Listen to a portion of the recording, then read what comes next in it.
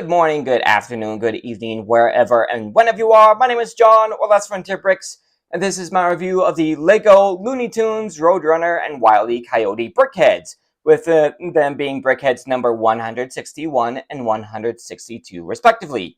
It is set number 40559, comes with 205 pieces, and was released in February 2022 at a retail price of $20. Which, believe it or not, was basically what I paid for this guy on Bricklink. My particular box is a bit beat up, but I did pay retail for it.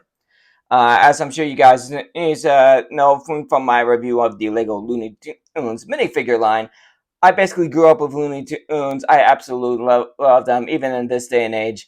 And I just had to pick this guy up. I couldn't say no, even if it's a Brickhead. I mean, I've gotten a few Brickheads before, mainly Marvel and Star Wars. This is my first and I'm doing it, outside of a major franchise nowadays.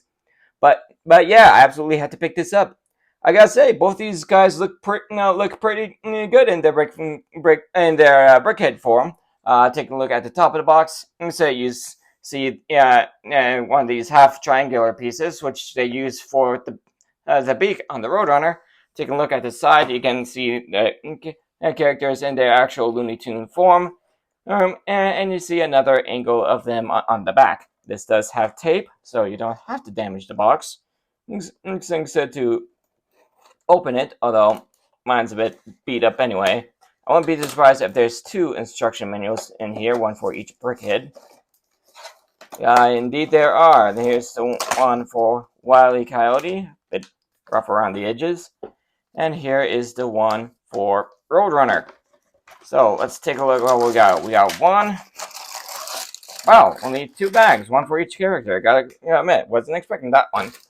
Anything going on in the back of the instruction manuals? Looks like nope. Yeah, looks like it's just parts lists. Make that parts list.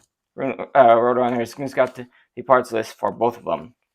Anyway, so this shouldn't be too long a build. So we'll go ahead and jump into time lapse for it, starting right now.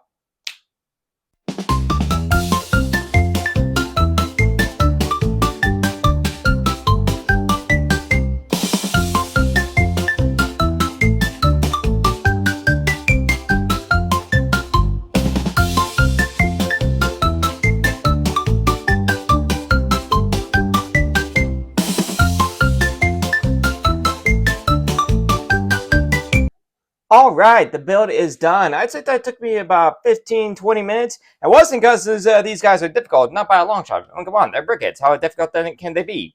Well, they can be difficult if you got instruction manuals that look like this when they come out of the box. I bet they basically had to hold a knee on top of the instruction manuals just so I could hold them open long enough to build the darn things. Every time I tried to flatten them out, they just sprang right back. So yeah, rather difficult when you got instruction manuals that don't want to stay open. Anyway, both of these guys were fun builds and rather unique when it comes to Brickheadz. We'll go ahead and start with the Roadrunner here. Well, obviously he's unique because he's not human shaped. But I gotta say, I really love the build. Colors look great. Head, plumage, and tail look pretty solid. They actually did the head by doing a sub-assembly for the neck, and then the head attaches. Let me get if I can get it off.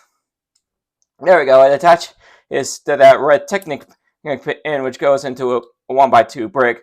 Anyway, he looks really good. Colors look good. Colors look good. Head plumage and tail all look like they've all got like good angles. Of course, you got the big eyes and the beak, which is accurate. Which showing up on the box is accurately pointed upward. You can see that again on the box art where you see the beak is pointed upward. So yeah, good on Lego for getting that accurate. Again, he was a simple fit build but fun little guy. Then you got Wile Coyote, who while he is in a human shaped form, he does have quite a bit of interesting stuff going on. Mainly having to build the sub-assembly for the ears. I won't be too surprised if they ever did like Bugs Bunny. They do ears similar to this, due to a similar shape. Plus, you got a bit interesting build on the front going on to get his muzzle going on. Love the use of the corner circle tile also to get those evil eyelashes going on. Plus, some interesting colors for the eyes. It almost like reminds me of like banana cream pudding for his eyes. Very interesting in yellow. So yeah, but also you got the little tail back here. It's just a 1x2 tile with a clip and then a couple of cheese slopes, but it does get that raggedy look of his. I just think he's a bit thick for Wile E. Coyote. Like again, taking a look at the box art, he's actually rather thin. So yeah, doing him in a brickhead form, yeah, he looks like he's been eating good despite him never actually catching the Roadrunner. So yeah, fun couple, Brickheadz, and I'm actually along with the Valentine Tweety set we just got. I think Lego Looney Tunes might not be as dead as we once thought. I mean, until now, besides for these Brickheadz, the only Lego Looney Tunes we got was that one wave of Lego Looney Tunes minifigures. I'll leave a link to my review on those guys in the top right corner of the screen. I'd love to see them do another series of Looney Tunes minifigures because there were quite a few big characters that they didn't cover in that line. Take Foghorn Leghorn and the Barnyard Dog.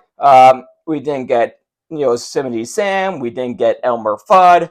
I can kind of see why they didn't do two others. Considering they got kicked out of Space Jam New Legacy, but Pepe Le Pew and the cat he's always chasing. By the way, did you know that cat had a name? Turns out she does, and her name is Penelope. Nice choice. I kind of like it. Anyway, I'd love to see them do another wave of minifigures, or even more Brickheadz. Like, there's so many combinations of Brickheadz that you could do. It's kind of mind-boggling. You could do Bugs and Daffy. You could do Elmer and Yosemite Sam. Again, you could do Foghorn Leghorn and the Barnyard Dog.